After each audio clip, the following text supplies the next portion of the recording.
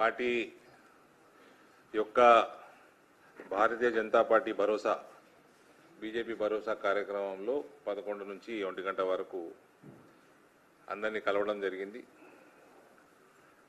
చాలా మంది గ్రీవియన్సెస్ తీసుకురావడం జరిగింది. ఇందులో ముఖ్యంగా అన్నిట్లోకి వెళ్లకుండా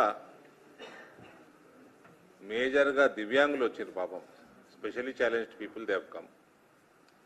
అందులో వాళ్ళకి కాంగ్రెస్ పార్టీ చేసిన వాగ్దానాలు,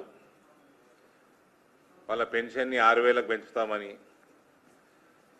ఓల్డేజ్ పెన్షన్లు 4,000కు పెంచుతామని, స్పెషల్లీ ఛాలెంజ్డ్ వాళ్ళకి ఫ్రీ బస్ పాసులు చేస్తామని, ఇటువంటి చిన్న చిన్న ప్రామిసులు కూడా దట్టు స్పెషల్లీ ఛాలెంజ్డ్కి చేసిన ప్రామిసులు కూడా ఇంప్లిమెంట్ చేయని దౌర్భాగ్యపు ప్రభుత్వం ఈ కాంగ్రెస్ ప్రభుత్వం. కనికరం లేని ప్రభుత్వం కాంగ్రెస్ ప్రభుత్వం. మహిళలకు కూడా 4,000 పెన్షన్ చేస్తున్నారు, చేయలేదు. ఇటువంటి ఇక్కడ తెలంగాణలో బీజేపీ భరోసా పేరు మీద ఈ కార్యక్రమం చేపడతా ఉన్నాము.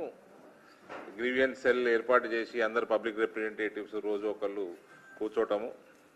ఇది కార్యక్రమం సెంట్రల్ గవర్నమెంట్లో కూడా, సెంట్రల్ పార్టీలో కూడా జరుగుతూ ఉంది. బీజేపీ సహయోగ్ పేరు మీద ఒక ప్రోగ్రెసివ్ స్టెప్ ఇది.